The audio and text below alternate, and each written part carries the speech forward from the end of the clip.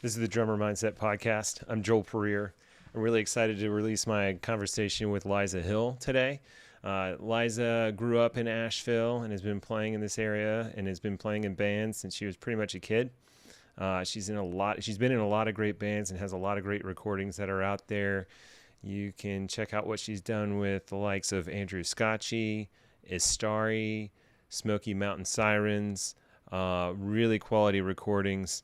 And then you can also see her live these days with the band Tight. I really enjoyed this conversation. It's been about 6 weeks ago now, so I hope you enjoy.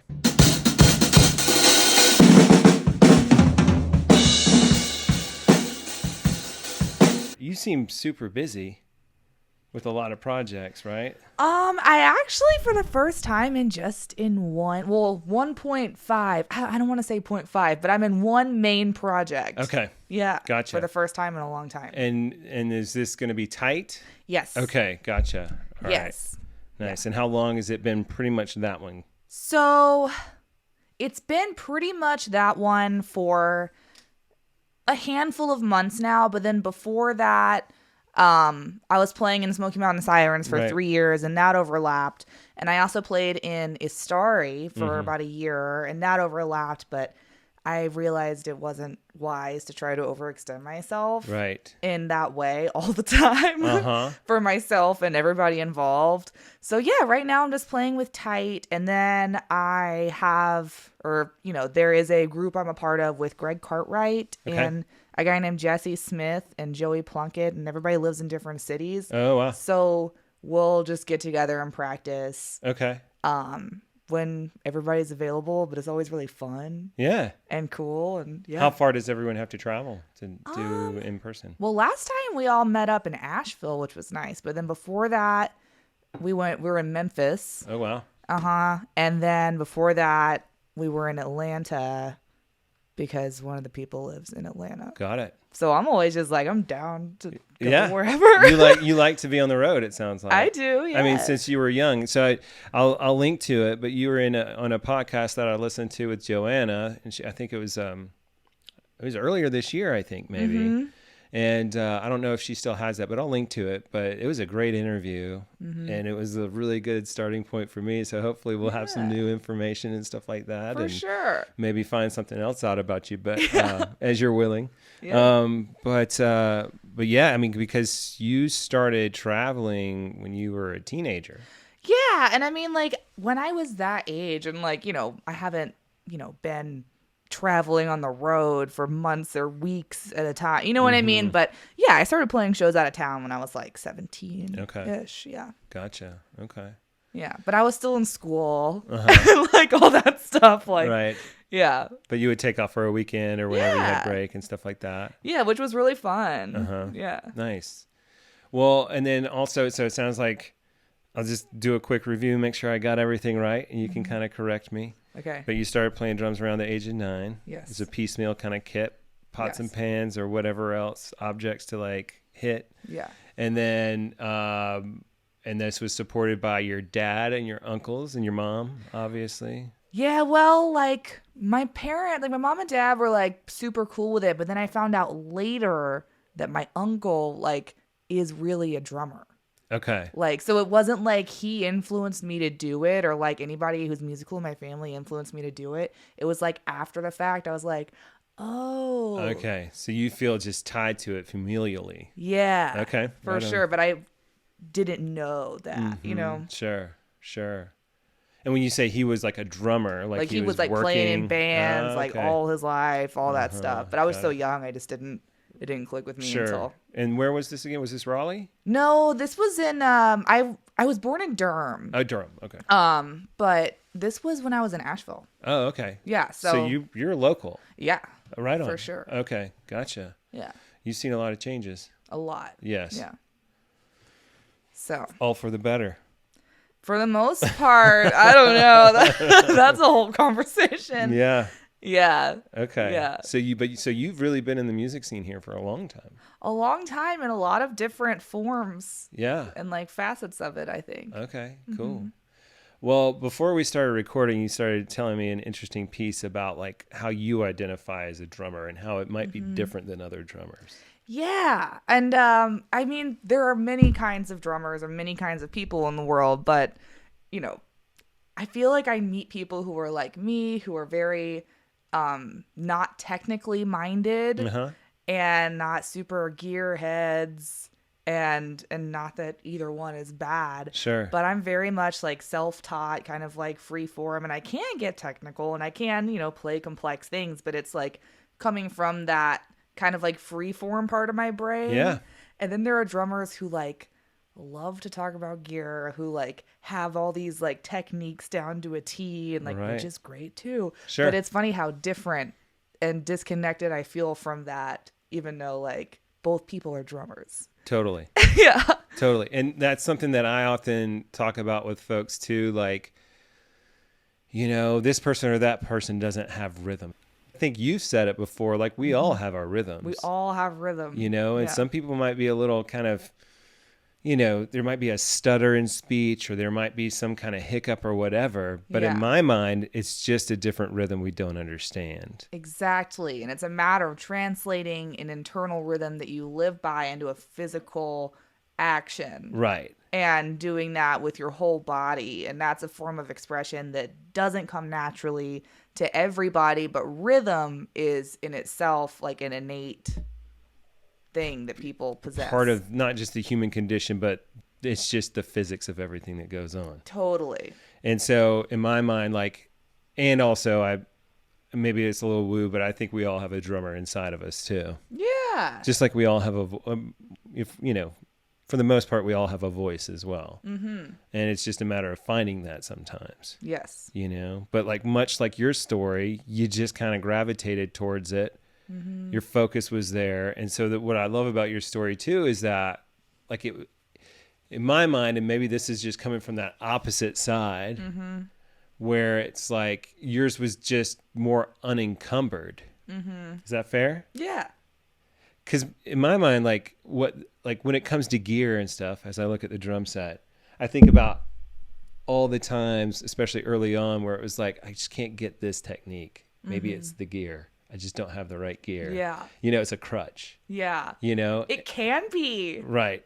Yeah. Yeah. And I was talking to another drummer and musician in town too, Mike Holstein, who was like, and he builds a lot of stuff. So he builds his own gear and stuff like that. And we were talking a little bit about it. He's like, it's one of those things, like it doesn't, like, nothing matters, and also anything can matter. It just depends on what you put into it, Yeah. And so it's just, I think that's true. So yeah, like gear does matter. Like the Gear drums does. are a necessary part of playing the drums. Yes. And if like you're working with a drum that sounds like a cratered in like trash can lid, like, and you're hitting it with anything in any way, it's going to sound terrible. Right. But I feel like you can't play the drums badly on like a not so good drum kit, Right. and be like, oh, it's the drum kit. Right. Because you'd make that drum kit sound okay. Right. Or good, or good enough for you. Right.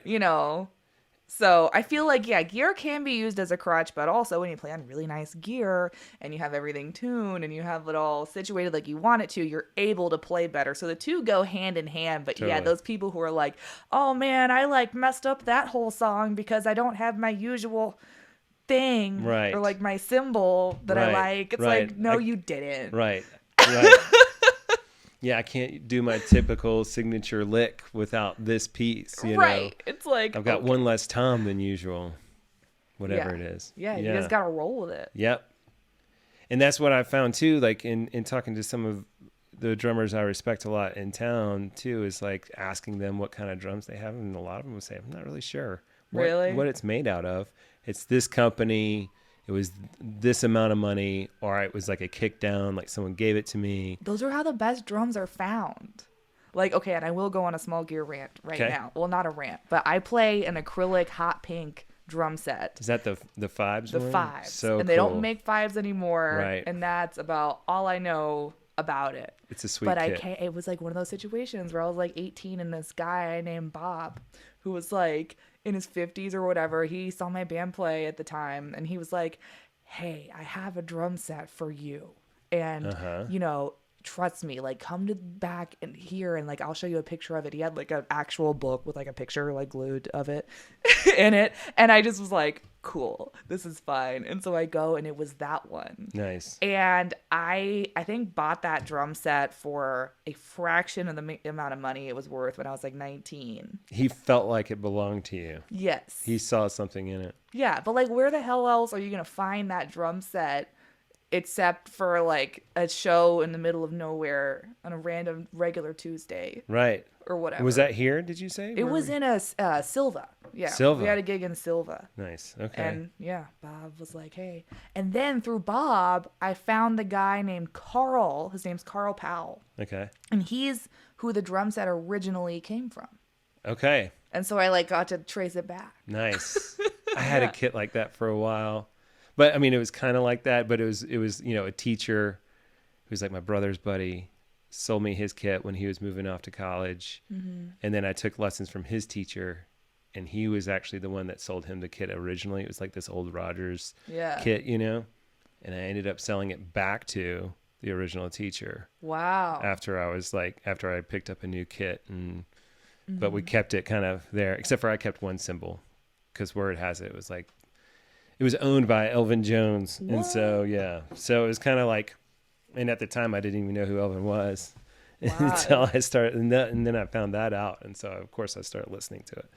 But now my daughter plays on it. That's so it's cool. Like, stories like that are cool though, because it's like a family tree. It's like who had the drum kit. Yeah, there's no way to prove any of that stuff. Yeah. But also like, I trust those guys. I don't think they're lying about it. Yeah, why and would probably you lie Elvin about just like gave it away because he didn't like the sound of it or something. Exactly. Yeah. But it became its own thing, Yeah.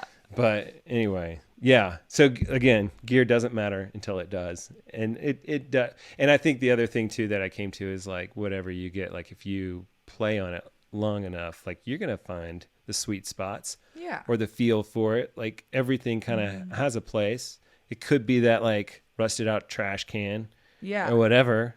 But some musician could have a use for that sound. Exactly. On whatever's happening.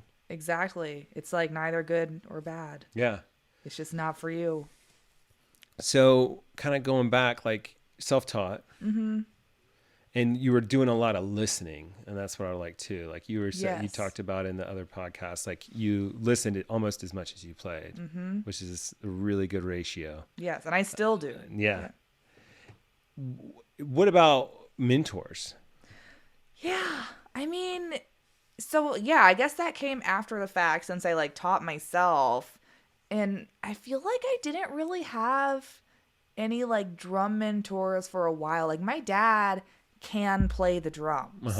You know what I mean? But that's not the same. So I started taking lessons from this guy. He used to live, I don't know if he still does, down in Oakley, named Eric Cole. Okay. And he was just a music teacher, but he was cool. But I guess it wasn't until I got into like high school that I was really meeting and hanging out with people who also played drums like I did. Okay.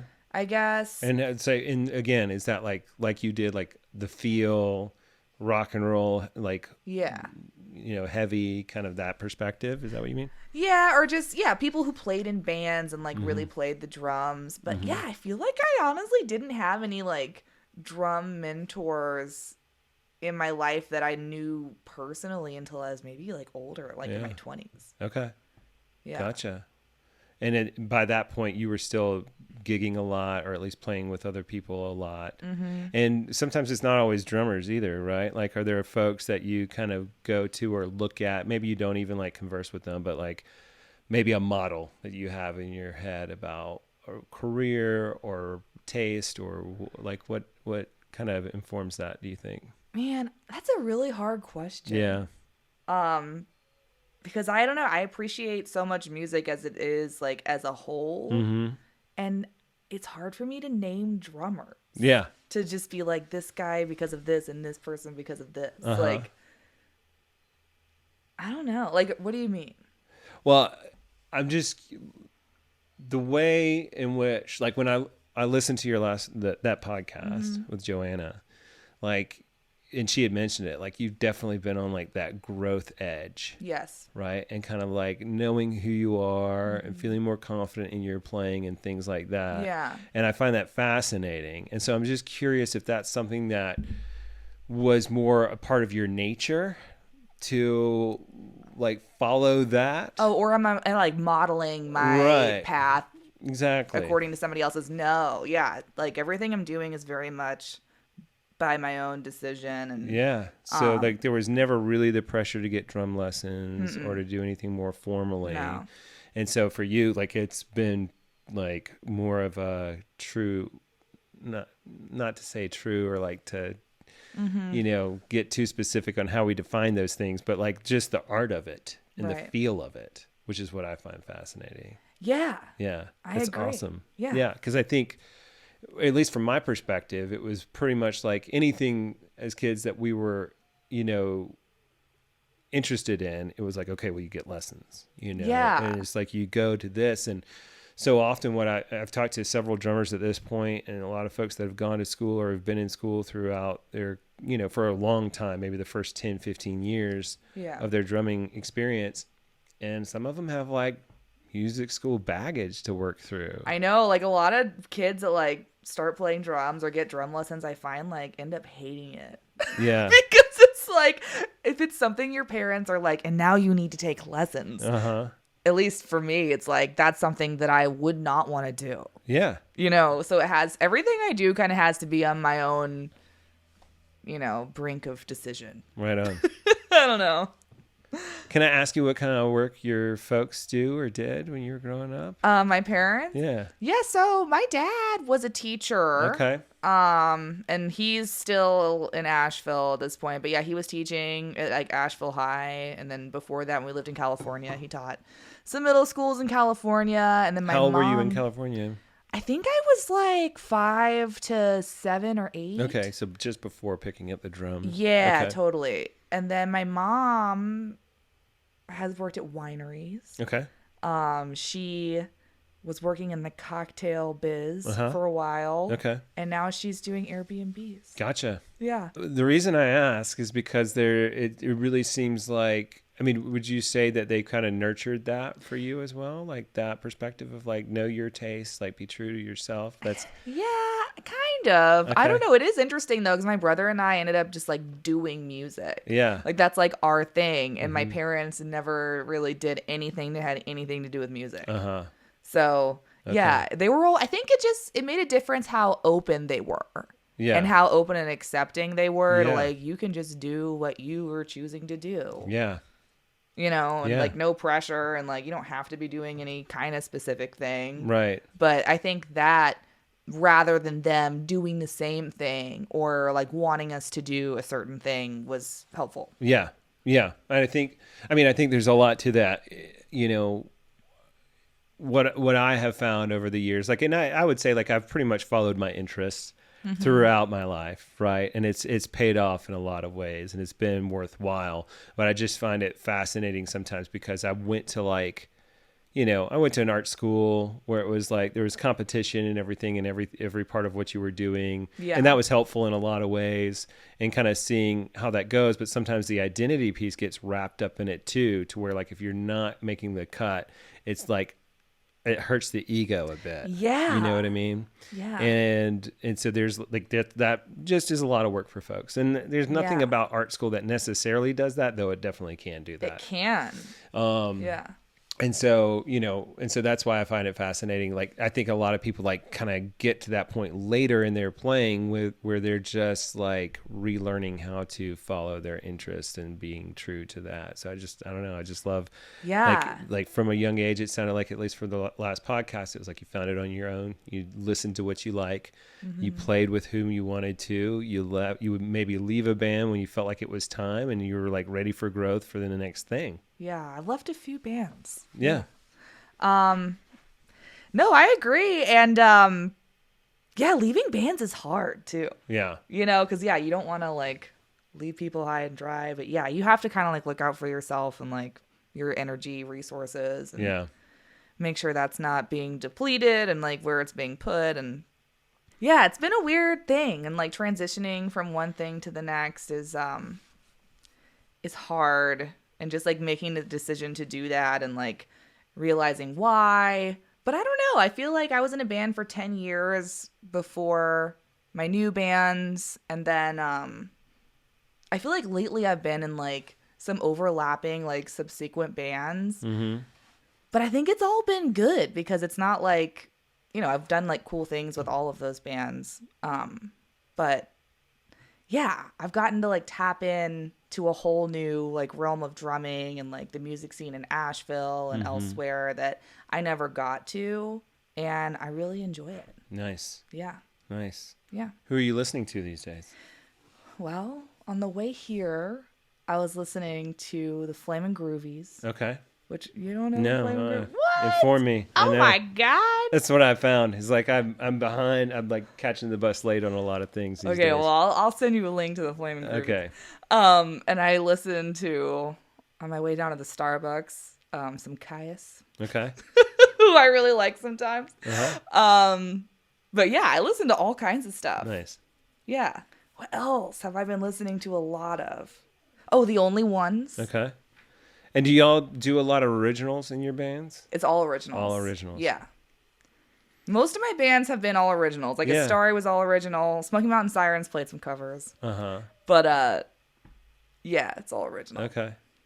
Cool. And we're actually playing tonight. I think this is going to be aired after, but Yeah, it definitely No, will totally. be. Yeah. Yeah. I already dropped the one for today, but Yeah. there's the drop schedule's the drop schedule, and it's become its own all thing. good. Yeah. No, I didn't want to be like talking about it. Yeah. And, like in hindsight. But I think it's fine to talk about it a little bit. Like, Yeah. so you're playing tonight, as far as like, but no covers, and you're playing now with Tight. Yes. That's it. And they're So that's based like out of you're based out of Greenville then. Well, so Tennant, one of the guys, he lives in like the Greenville area. Okay. But then Devin lives in West Asheville, and I live in Asheville. So Sounds like you. Okay. yeah, it's like the same-ish area.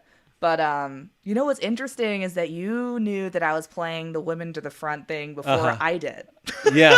I was like, I had no idea. I don't. Part of I this think I've situation. talked to other folks that also didn't really realize that too. Yeah. That it was going on. Like, yeah, I talked to. Or that I was going to be a part of it. Right. And then I woke up today and my friend had like texted me a picture of my picture on like a newsletter thing about it from last year with my old band. Uh-huh. And I'm like holding my drumsticks like super weird like this too. And I'm just like, I'm not even going to be there. Right. Like, what the hell? Yeah. It's weird. That's interesting. Isn't And- that weird? Yeah. That's I really mean, weird. you've played festivals before, right? Yeah. And I played that one last year. Uh-huh. But I'm not this year. Uh-huh. So it's like all of a sudden I like see my picture of me like looking into the sun or whatever my profile picture is, and it's like Eliza Hill, women to the front with like a Right. flower border thing on it. And I'm like, oh, I'm sorry. I had no idea. Yeah. I mean, no matter what it is, it's like I've never just not had any idea that I'm a part Okay. of So this this is new. thing. Who does your booking? Us. Yeah. So you're a part of that. Then Yeah, when it we comes just thought up. we were playing a show at Fleetwood. So it was like, can you play a show at Fleetwood's? And you're like, sure, we can do that on this day. yeah. And then lo and behold, And then the it's whole for- show got co-opted into the women to the front thing. And Interesting. then the girls who are in the bands playing these shows are all of a sudden on their website, on their slideshow thing, which is whatever. But I was just like, I'm surprised. Okay. I thought that was interesting. Yeah. When you said that, I was like, am I? Like, what's going on? What did you study in college? Communications. Okay. So there was a lack of that going on, it sounds There's a like. lack of communication going on. I was like, well, okay. But yeah, Yeah. I didn't know how I felt about that. Right. Yeah. That's interesting. Well, how do you feel about it now? Still not sure? I mean, it's fine. I was just like, Yeah. thought that was kind of weird. Right. But yeah. Do you like, and how does it go for promotions? Like, tell me a little bit about your study or like your major, your degree, and how that incorporates to your playing now. Maybe not so much my playing, but I guess like the way like you operate in, the business world. That's what I guess that's what I mean. And yeah, just like being tactful and communicative. Uh-huh. And I feel like also journalism and writing is an art, and the music world and journalism and stuff go hand in hand. And Sure. I really like to combine the two at some point because Okay. that's something I really love. But Any ideas on how that would, or what that would look like? no, Okay.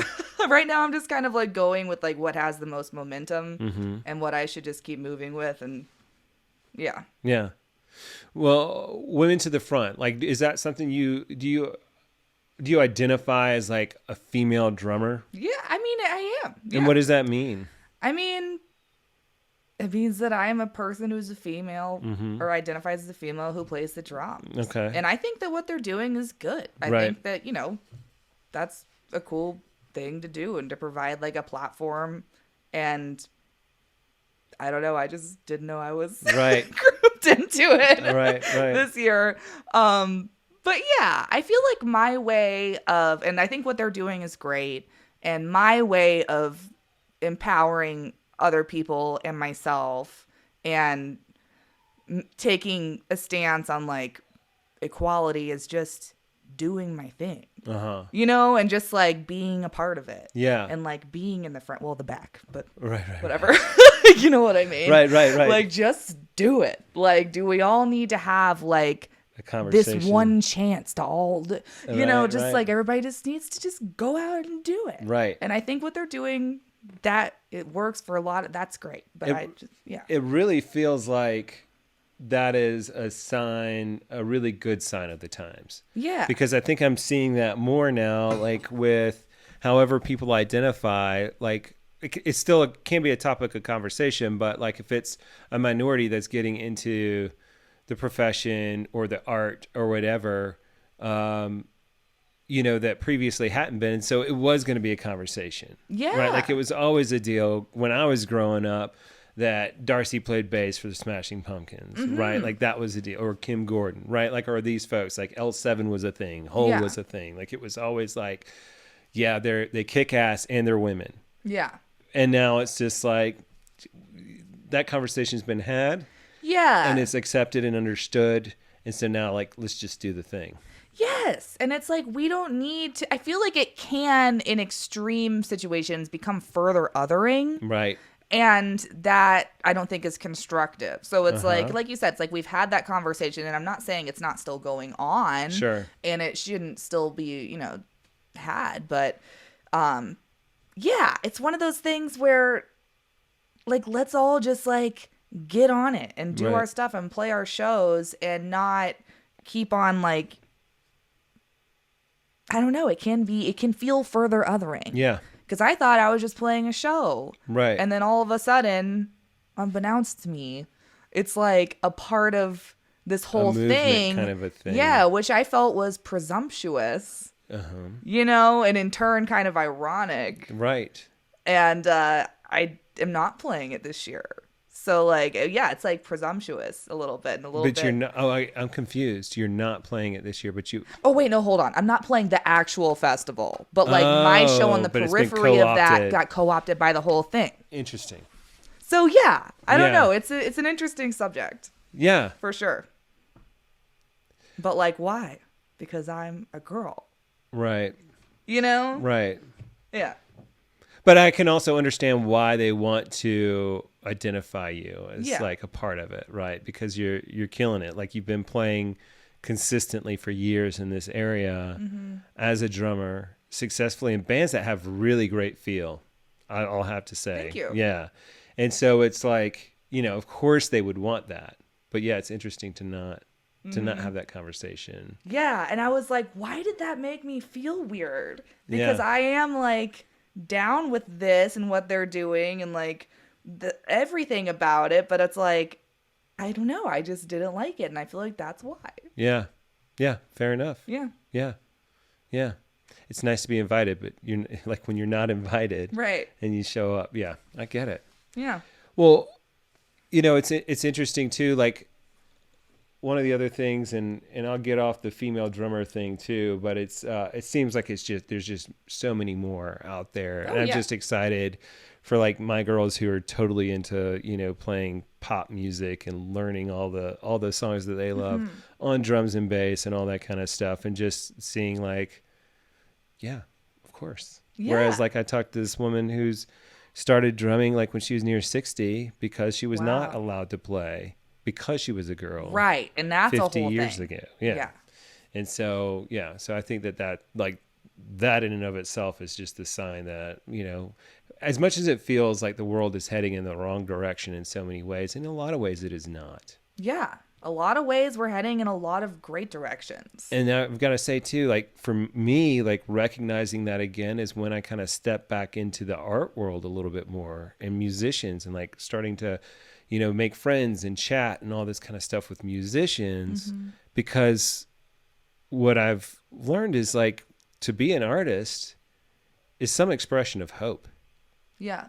Because there's some kind of, and whether it's like, it can be dark art or whatever, and maybe it's a message about something that happened in the past, but a lot of times it's something about, some ideal that could be met in the future or whatever. But the creation of something from nothing is a practice in hope in and of itself. It's kind of how I've been thinking about it. It is. That's a really good way to put it. And so, so that's, surrounding yourself with artists, I think can be huge.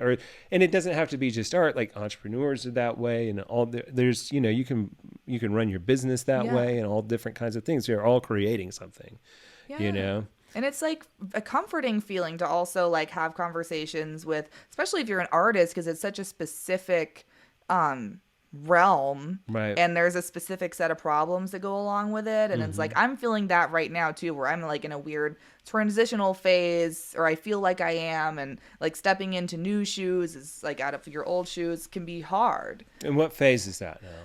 Well, just like leaving a lot of things behind that are like familiar, and like leaving bands, and just kind of stepping into new shoes and like taking a different way.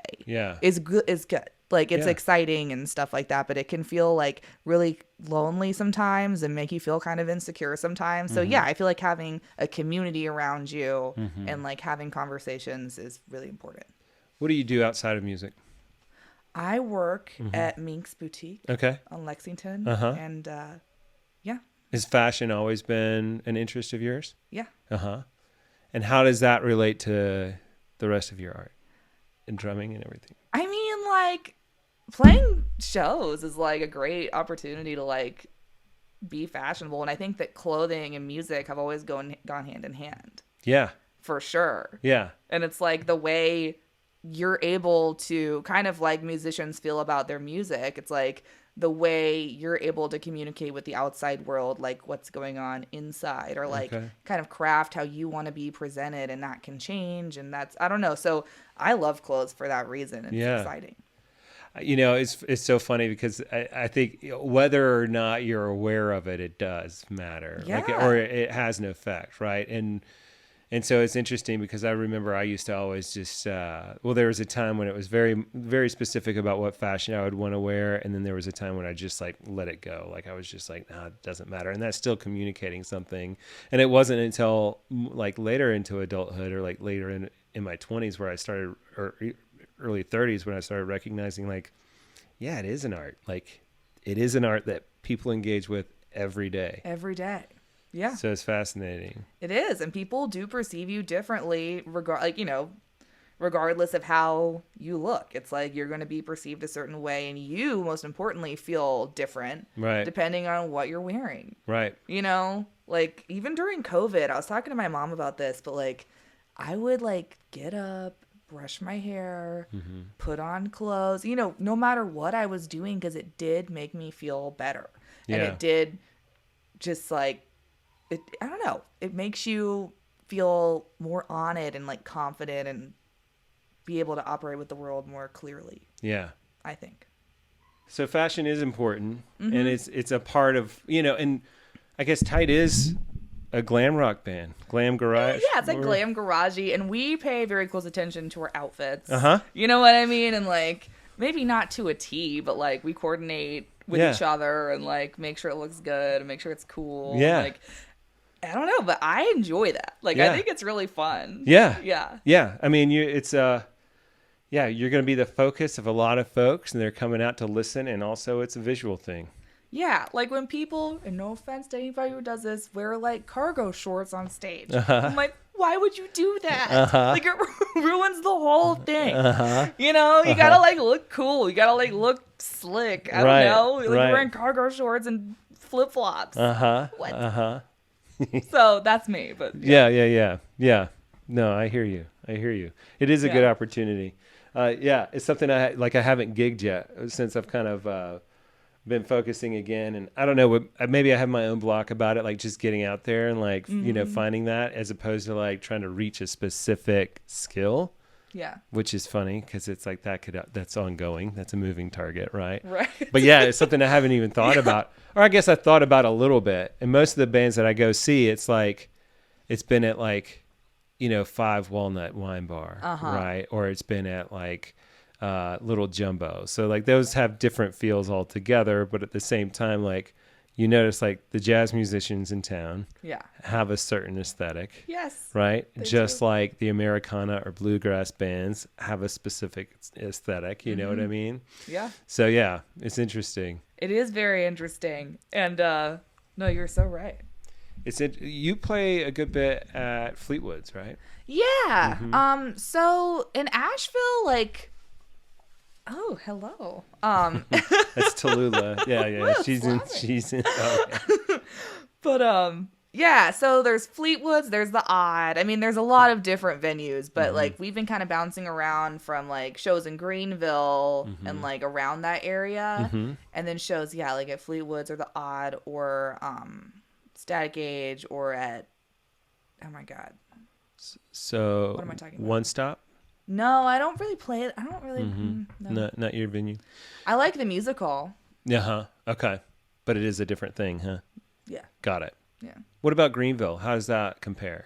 Greenville's an interesting place to play. Like back, way back, I played the old radio room. Okay. Like the original radio room, and it was like this little shack with like a graveyard in the back of it or whatever. Interesting. Okay. And it was like you could smoke inside and like take shots with I don't know. I was like 19 or 18 or something when I played there, but then the radio room wait, no. Then there was this place called IPA on, I think, what's Poinsett Highway. And then that is now the new radio room. I don't know. So, like, I feel like there's a few venues in Greenville, but it feels like there's more because they've all, like, moved and swapped around. So now that I'm saying it, I realize that. But the Velo Fellow's a cool place. Where's that? That's, like, downtown Okay. Greenville. And then we recently played this kind of like 2-day festival thing in Hampton Station. Okay. And it was called Runnin' Wild, and it was really fun. It was like that day. It was like us, Paint Fumes, Upchuck from Atlanta, Rocky Mountain Roller from Asheville, and yeah, just kind of bands like that. And it was really fun. Nice. Yeah, it was great. But it was an interesting crowd and group of bands to have play at Hampton Station, which is like an outdoor shopping mall with like a White Duck Taco and like a axe throwing place. Right. Yeah. That describes Greenville pretty well. It was so Greenville. Yeah. But it was really funny. Yeah. I lived down there for a little bit. I got a brother that lived down really? there too. Yeah. I was a paramedic down there for about a year. Cut my teeth there doing that. And automatically what I think of is just a massive place. Like it is, it's huge. The county is massive itself. So like trying to figure out like what the identity sometimes is kind of interesting. Yeah. And also there's like a lot of good things going on there. Yeah. And also, it's interesting. It is super interesting. Greenville's like, what am I doing? You know? Right. But yeah, I feel like the stuff going on there that's not like the big fall for Greenville or whatever. There's a lot of it. Yeah. And it's more, maybe by numbers, more so than Asheville, maybe. Right. But, yeah. You kind of have to, like, look to tap into it. Right. So you've played all over the Southeast. Any plans to do like a tour or anything like that? Yes, that's in the works, and I really can't tell you anything else because I don't know anything Fair else enough. for sure. Okay. All right. I want to, and I wish I could, but I can't. Uh-huh. Yeah. You've talked a little bit about this, I think, but I want to ask you a little bit more pointedly, like what resistance do you feel like you've ever come across throughout your drumming career? Maybe it's like, there was a point when you decided whether or not you were going to go technical side and really focus in on that versus like the gear side, like we were talking about. But yeah, I just kind of open it up. I mean, this isn't necessarily resistance from like an outside force versus me, but it can become like you versus you. Yep. You know, especially I remember when I was in my late teens and super early 20s. And there was a point in time, and part of this was like me not wanting to be in school and not really caring about any of that, and which was dumb. I don't know. But like that life and like music and doing all of that as well didn't align. And so having to kind of, you know, choose which one you wanted to do, which for me was like a no-brainer, but then you end up failing all your classes and having to spend 7 years graduating from community college and like just having to correct the GPA. It just really just kept on tripping over my own foot with all that. But it's like, what was I supposed to do? Like, I didn't want to like do that instead of like going wherever for a few days and like playing music. You know, so that was something that I struggled with, and that becomes like a bigger thing where it's like your mom is like, what are you doing? So that happened. But then I figured it out, and everything was fine. But I mean, it's definitely not an easy field to go into. Yeah. There's a lot of just like internal conflicts, and you know, money can be hard sometimes. Internal conflicts, like with again within yourself, or more like within the band, or that too. Yeah, there's inner band conflict is a real thing. Yeah, and that's a whole thing. And learning how to be in a band with other people is really important. Yeah. And I found that in a band situation, you know, whether there's a leader or, you know, quote unquote leader or whatever is this, what the deal is. It's important for everybody to feel heard and seen regardless of differing opinions. Because when, you know, let's say like two people are aligning with each other more so than like they are with like one person or whatever, that can, you know, some people aren't really good at talking about things, or, you know, that can create like a, you know, underlying issue, or some people also aren't really keen on receiving feedback or giving feedback. And when that happens, that's like a recipe for disaster. So, so tricky. It's an art to be in a band with people, especially, you know, depending on who those people are. I mean, it's art by committee. Right, which seems counterintuitive at first, but you know, I think especially as a drummer, where so often you are a supporting role. It's how I view it. I mean, it's not how it has to be viewed, but just so often, like you kind of, you know, in the podcast I released today, we talk about like the drum and bass kind of providing this canvas for other people to kind of, you know, explore musically more so. And it doesn't have to be that way. And, you know, and some of my favorite art is not that way. Some of it is drummer led and it's drummer composed and all these kinds of things. But it is an interesting perspective. And even if it's not how your band operates, you know that kind of ethos is out there, and that's kind of how it's understood by a lot of people. And so, and then also just on the technical side too, like there's a lot of pressure on the drummer, depending on what you're doing, to keep time for everyone. Yeah, like you're driving the train. Right. And in my perspective, and kind of what I'm adopting now, is like it's not just the drummer's job to do that. Everyone should be focused on that. You know what I mean? Everybody needs to be on the train too. Right. Like everybody needs to be listening to each other. And looking out. And looking. Looking down the track and seeing what's coming. Exactly. Yeah. Exactly. But I also feel like there's a lot of, you know, as far as who all's on stage, and especially if you're talking like guitars and drums, like there's a lot of space that you can take up sonically, and you have to be listening to a lot, and you have to like kind of you're like we were talking before about like how I'm just now learning how to mix. I don't know a lot about the electronics and stuff or that kind of equipment, but I'm learning. But you, as the drummer, are doing that by ear. Like you're moderating your sound based on your dynamics, right? Yeah, you're like the moderator of the conversation. Exactly. If it is like an open jam situation, or, so it like differs between like depending on what you're doing. Do you find yourself in that role within band politics? Oh, like am I like the middle ground moderator? Actually, no. Okay. I actually feel like in the past, and this can be a good thing and it can be a not helpful thing, but in the past I've been the one who's like, this is not right, and I'm going to say it right now. Okay. You know what I mean? And it's like somebody else has to then be the moderator. I don't know, and sometimes I do that really well. Sometimes I do that to where people are like, what the hell? Like, okay. So it just depends. But yeah, I find I'm more so the person who's like, this is what's happening here. Okay. So like, I don't know. Which is great. When does that not serve you? Well, sometimes things don't need to be talked about at certain moments in time. Sometimes people need to like, have some time, just not everything needs to be dealt with right then and there. There's a timing piece, yeah, right? and also sometimes it's like, okay, let it go. Okay. So, yeah. Yeah. But it seems to me like what I'm guessing then, like, is you're the type of person most of your, like, the people around you, like, kind of know where you stand.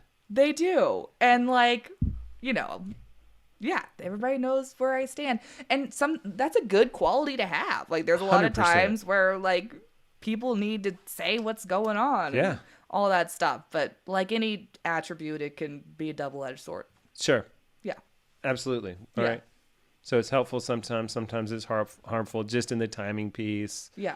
But people, at least there's honesty to it.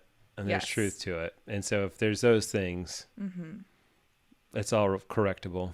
Yeah. And then on the other hand, like if you're too much of the moderator, it's like, well, what are you doing? Right.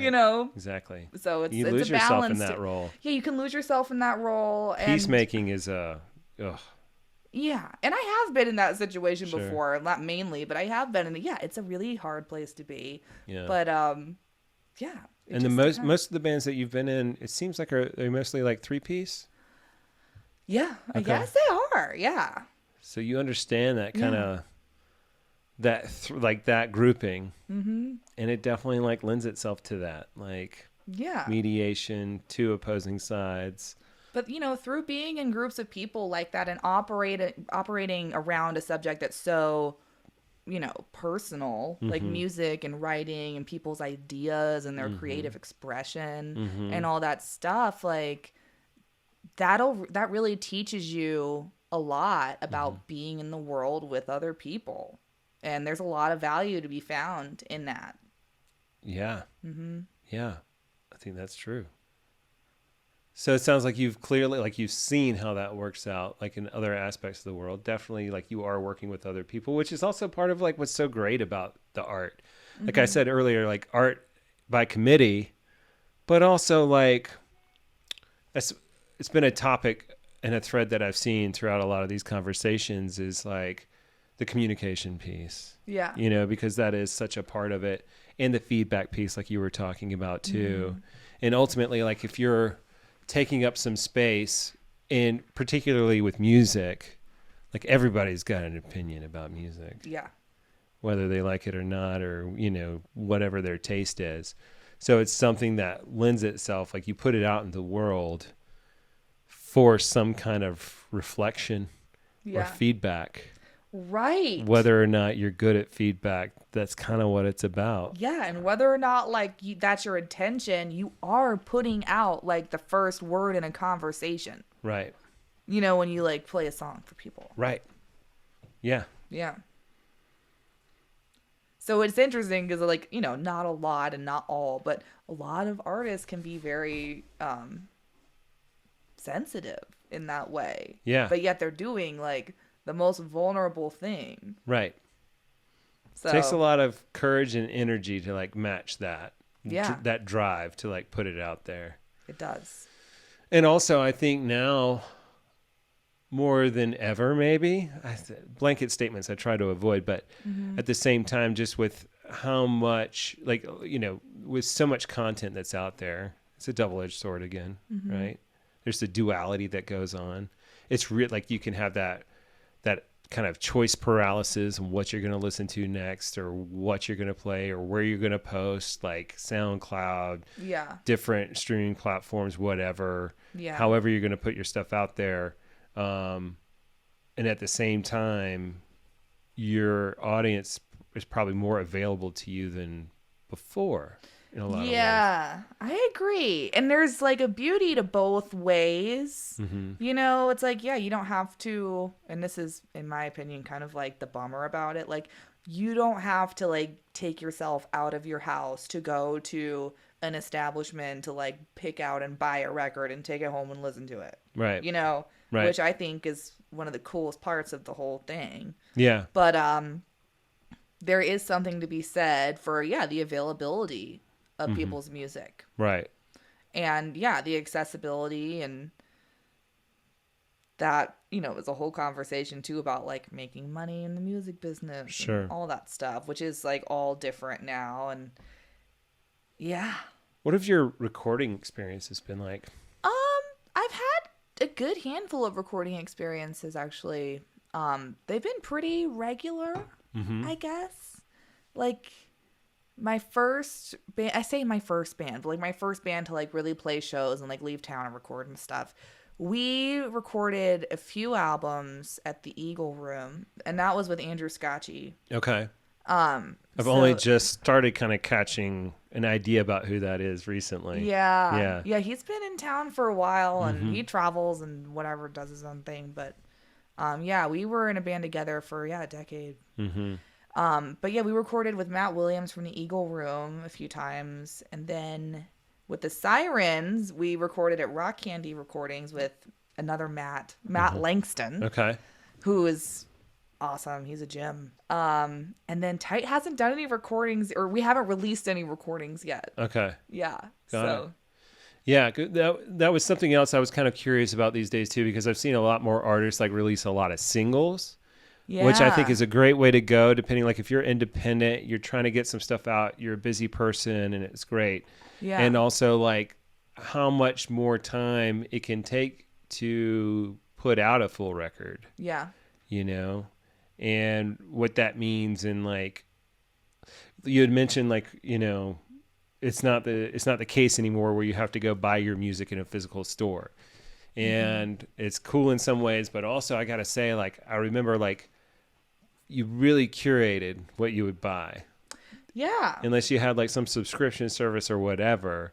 But like a lot of times, for me anyway, it was like whatever was given to me or whatever I would choose to buy, like you developed a relationship with that record. Yeah. Or whatever. And so like I was just talking to this guy who's been drumming for 45 years, right? And he was like, well, didn't you ever listen to jazz records? And I was like, well, yeah, but so much of it is on Spotify.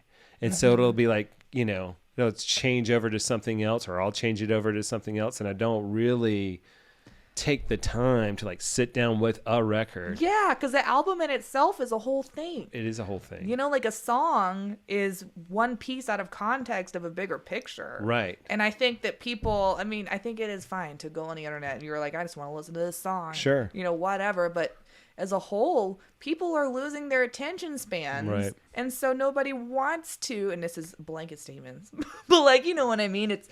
I fear that people are just, their attention spans are dwindling so much that they're not going to want to sit down and listen to a whole record and appreciate it from beginning to end, and not like the slow song in it because it's like boring and they don't get how that's a part of the piece of the picture. Right. It's just too easy to kind of thumb through. Yeah. My hope is, in what's happening is, like, I've seen like there's a bit of a Luddite movement, especially among like the newer generations and stuff like that, which I find really, inspiring and gives me a lot of hope. And part of that too is like if you're just unplugging more, and maybe you do just kind of sit with things a bit longer, and find a meditative aspect to it. Yeah. I don't know. That's my hope. Yeah, I hope so too. That it's a decision to do that and Yeah, you had not to just choose. forced to, like, you're not just forced by the algorithm and what's streaming or what's on your queue list or whatever to Yeah. just like deal with it, or to thumb through and just, jump all over the place. Yeah.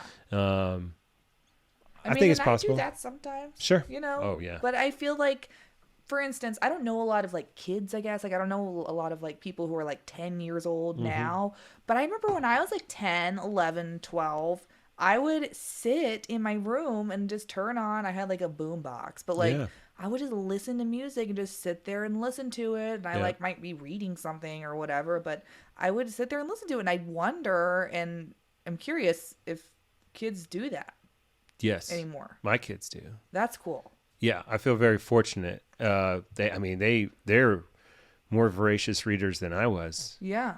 Wow. at that age, and we're still talking about, like, there's still some ADHD, there's still some dyslexia with one of the kids, but she like has developed. She's had amazing teachers and tutors and things like that, and like it's her thing now. It's reading, but also like That's it's great. changed a little bit too, because like graphic novels are a thing now more than ever Yeah. before, and I think a lot of avid readers feel like the graphic novel is not a real reading, but there have been some studies on graphic novels I done. think graphic novels are great. Yeah. And also, like, as a person whose brain works a little bit differently, and I'm wired a little bit differently in like the ADHD way and the dyslexic way.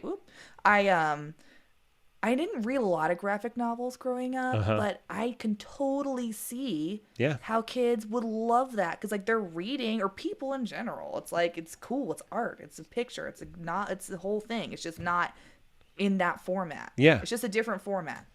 I would say that my parents were progressive in that they would just allow us to read comic books, and it was not that big of a deal. Yeah. Whereas like there was a movement of folks that were just like, comic books are trash. They're going to rot your brain. Like it's all the same stuff that they would have said about like video games, you know? And, but really the association with the word and the picture and the action. And also like if you're artistically minded, awesome. That and would it makes make you think in a sense. different way. Yeah. More associations. And that's what's needed when you have dyslexia. Yeah. There's the tactile aspect, there's the visual, audible, like all of that. Yeah. So you engage with it in that way. And so, but they also read, more like just regular books too. Like just Weren't text. the manga books read backwards? What's that? Oh, yeah. So it's like dyslexic people. Yeah. Cool. Yeah. No, I'm totally kidding. No, but I mean, that's funny though. Cause my daughter like definitely picked that up, and it was like, she had to it took her a little bit, and then she was like, just like blasting through it. Yeah. Same with my brother. Yeah. He was always like that. But I don't have the reading dyslexia, but I have what they call asymbolic dyslexia. Okay. So it's like math was always like, Uh-huh.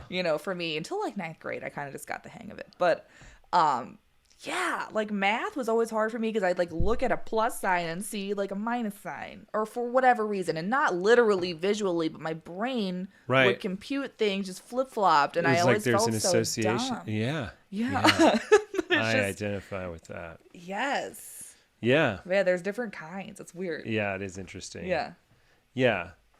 Yeah. And I feel like but at the same time, I'm so glad to live in this age too, where we know so much more about it. And I go back, and I was just having this conversation with my dad too, just about like what it was like, and like he keeps everything, right? So like he's finally clearing out a bunch of stuff, and he like kept so much, but it included several of like my report cards and like evaluations for testing, and just to see the discrepancy in different things, like, oh yeah, really good in this aspect and really not good in this aspect. And then like how that would change. And then eventually getting to the point where like, I think I finally like got down reading more when I was in like 3rd, 4th grade, and then I remember to the point like going past grade level at some point, and then also like being asked to essentially study vocabulary and things with other kids that had a similar dyslexia, because there was really no other kind of resources. So it was just fascinating to like how we all make it. Yeah. Like we're adaptable. And back in the day, like we just did the best. People did the best they could with what they had and the understanding. But what kills me though is just like how much of that that disgrace or shame or those kinds of things would come up. And that's why I think it's always important to like not add a moral perspective on these issues when someone's struggling with something. You're lazy, you're not disciplined, or these you're kinds stupid. of stupid, right? Yeah. Like those things, no study has ever shown that that's been helpful. So why do it? Yeah. Right? And why would that be helpful? Right. You know? Exactly. And so, yeah. So, but, you know, I think that message is getting out there. Well, also think about, you know, back in the day, how many times, like how often that was misdiagnosed as something else. Oh, 100%. That it wasn't. And what are we missing now? Like, that's the question. Yeah. I like, as I was practicing in psychiatry, it's like, this all feels different. Right? Yeah. So like, that's why I think trauma has come up as a big aspect, right? Like there's so many crossover symptoms between the anxiety and depression disorders or mood disorders and like the neurological issues, you know, and how it's starting to change. And now like schizophrenia, often thought of as a mental health issue, is now being seen and probably more appropriately as a neurological issue. Right. And so I think that's an important piece. And those kinds of things that come up, it's like the pathways and the way the brain develops and all that stuff, there can be so much input from the environment that can affect that, we don't, you know, I think whatever came before and as it does now, like the things that we don't understand, we start making up stories about. Yeah. Or we don't feel like, or not we, but like people may not feel like are valid. Right. Like you blame the victim kind of a thing. Yes, absolutely. Yeah. Yeah. I'm grateful that I grew up in a family where it wasn't like a taboo thing to like have a learning difference. Right. Or a, you know, a shameful thing to have, because my brother is ADD as hell. Right. I am. Like, and he's a musician too, you said? Yes.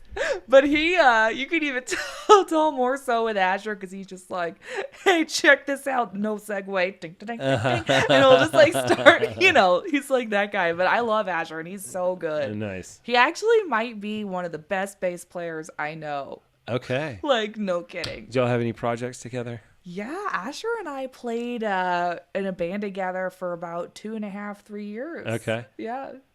What was that like? It was Andrew Scotchie. Yeah. But Asher and I like to get together and play when we can. Like that, Nice. you know, that's always fun when it happens. Yeah. Actually, the last time we did that was at the One Stop. Oh. Because they have one of those open jam things, and I do not frequent the One Stop, and I don't frequent anything like that. But Asher was there, so I was like, I want to go hang. And I think my mom was there too, and I ended up hopping up and playing a song or two with Asher. Nice. Yeah. So just a duo? There was a guitar player on stage, but yeah. Nice. It was fun. Do you find time to go catch live music? I'm trying to more and more, and I'm playing a lot of shows, so in that way, right. I am like around a lot of live music and seeing it, but there's a difference between being associated with a show like by default, like you're playing the show, like of course you're there, than like intentionally going out of your way to like see some live shows. Yeah. But it can also be really hard to do that because you work and you practice and you're gone and whatever. Yeah. Like, so. And there's so many options.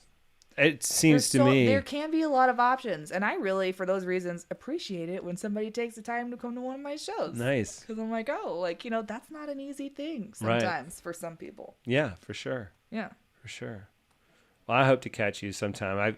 I've consumed a lot of your content on Instagram and the other bands that you've been in as well, and it's definitely awesome. And Thank you. I can't wait to catch you live. Yeah. And see what's up. Soon. Yeah. I don't know when this is airing, but we're opening for Scott Yoder. Okay. At Fleetwood's on, oh my God, I forgot what date. I think it's October. Yeah. God, that was bad. I couldn't remember the date. It's all right. I mean, like if the recording pressure is on. Did you ever get that as a drummer? In the moment, I wouldn't forget things, and in the moment, I wouldn't, like be like, oh, what am I doing? But before I play, sometimes I get imposter syndrome. Okay.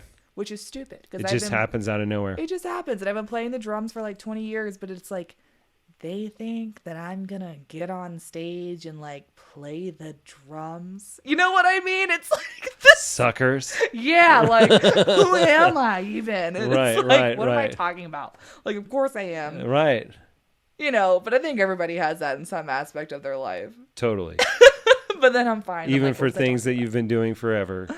Yeah, Like, because we're all just making it up anyway, you know? exactly. Yeah. It's So there yeah. was this guy, Jimmy Landry, that I played in a band with, and he lives in Charleston, and he is a hard working keyboard player, man. He gigs a lot. And we played in college together, and I love playing with Jimmy, and I can't imagine being more comfortable playing with anyone. But when I just started up again, maybe like 8 months ago, playing again, and maybe it was about 2 months in, he came up, and I just sat down to play, and I could not get anything to work. And it was like just me and him in here on my drum set in my house. And like, it was just like I froze up. And it was probably Wow. because I was trying to really do this new groove or lick or whatever. And instead of just listening Yeah. and going with what's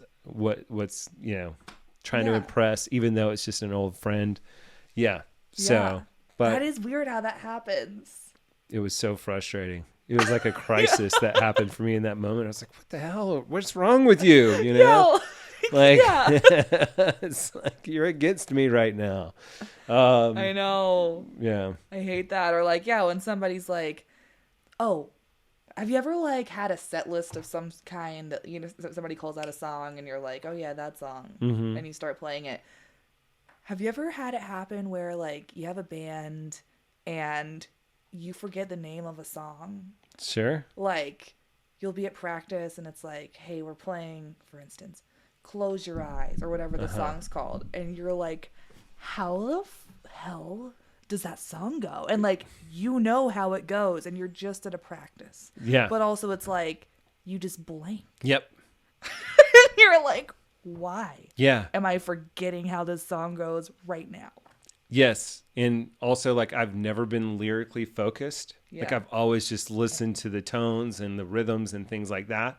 So, like, of my favorite songs, they might be just cheesy as hell Yeah. or just make no sense at all. And a lot of times I appreciate those kind of songs that are just kind of like, I love like the Mars Volta, you know, where it's just like the lyrics are like, who? Like, what Yeah. are you saying? It What's doesn't going matter. Like, the noise is cool Yeah. or it's different.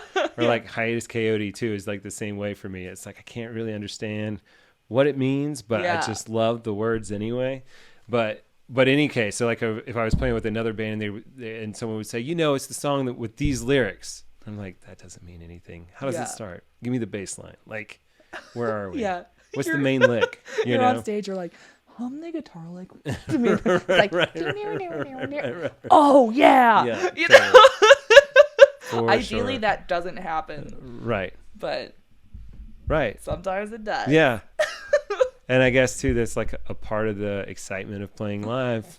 Yeah. Maybe. Maybe. I don't know. I hate when that happens to Yeah. me that hasn't happened to me at a live show in a long, long time. Okay. But yeah, the thought that it could happen, Mm-hmm. I don't know.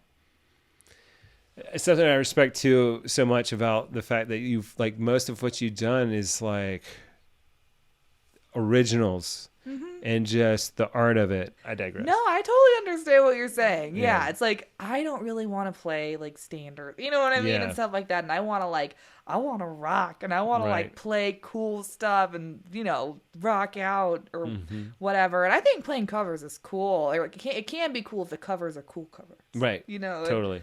And if it's done in the right place, and it just I don't know. There's a time and place for everything, but yeah, I know what Yeah. you're saying for sure. Yeah. And also I think like what's appealing about being a drummer for hire is just, it's how a lot of folks end up making music or making money in That's their the thing. career, Yeah. just doing music. I respect it. Yeah. And if they can own the song, they can own the song, and that's amazing. I mean, like, I'd rather make money. That's not what I do. I don't make my main money via music right now, or, like playing covers. Right. But people that do, it's like, well, if I had a choice, like, do you want to sit at a desk or, like, play these songs to make money? Like, I don't know. It's like, what would I do? But, Right. I don't know. I'm not saying it doesn't have integrity or anything, but there's like an integrity that comes along with like playing originals, and there's Yeah. an integrity that comes along with playing music and earning a living. Yeah. You know, so Yeah. yeah. Yeah. Well, Yeah. Well, how about that drum set? yeah, let's see it. You ready? Sure. Oh, you know that band Thin Lizzy? Yeah. That band Thin Lizzy? It's the Thin Lizzy beat. It's Okay. hard, Uh-huh. but you don't think it's hard, and then it's hard. It's like...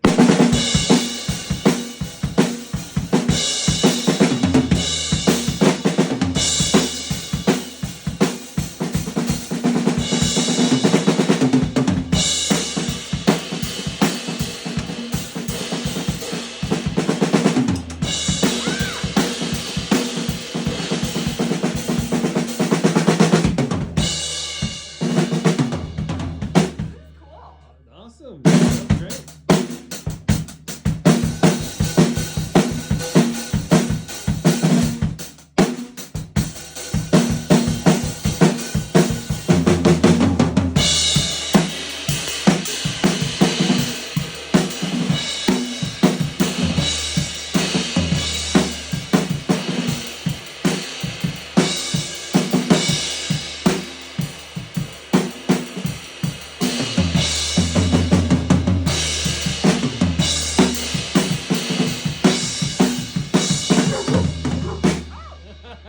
She wants to sing. Hey, buddy. That rocks. That's Cool. awesome. I